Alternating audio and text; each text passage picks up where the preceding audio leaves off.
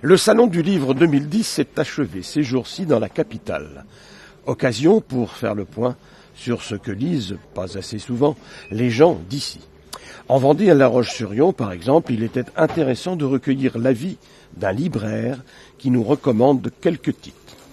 Tendance ou réel talent pour cette année Albert Camus, au lecteur de choisir. Énième rentrée littéraire, tout à fait, oui. Les livres qui marchent bien, je vais parler en dehors des romans. Il y a deux phénomènes.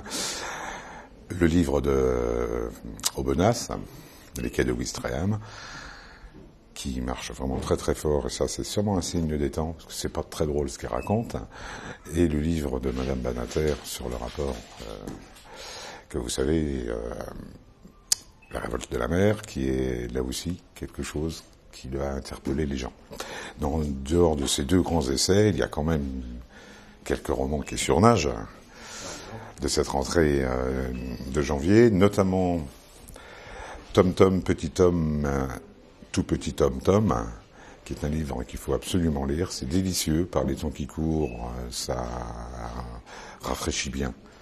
C'est une histoire vraiment très très très chouette. Très bien écrit, et on passe un excellent moment, on oublie plein de choses. Très très très bien ça.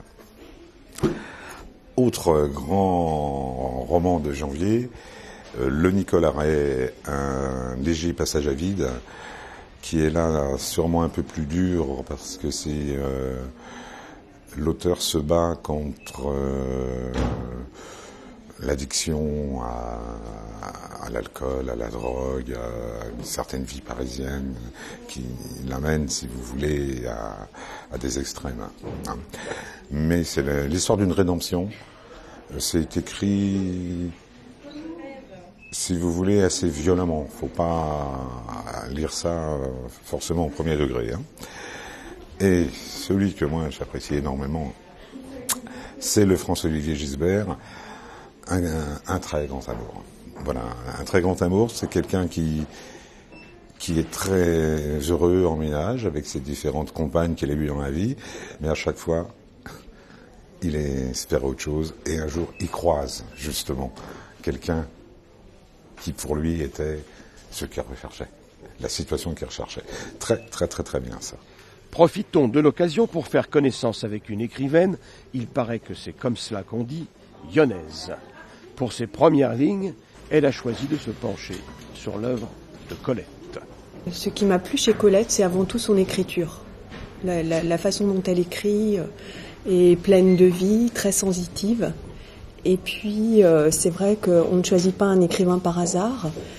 En fait, j'ai écrit mon mémoire de maîtrise. À l'époque, ça s'appelait une maîtrise. Mon mémoire de master. Donc, à l'époque, ça s'appelait master. Maîtrise, maintenant, ça s'appelle master 1. Et master, ça s'appelle master 2. Et donc, ma thèse, qui s'appelle l'autofiction dans l'œuvre de Colette, sur Colette. Parce que, en fait, je pense que, bon, c'est vrai qu'il y a des points d'identification. Je pense que ça vient aussi de ça. Et je lui ai trouvé des points communs. Ouvrage fort intéressant, quoi qu'il en soit, que l'on vous recommande. Et à côté de cela, et toujours, bien entendu, l'ardente obligation de la relecture des mémoires d'outre-tombe de l'admirable vicomte de Châteaubriand.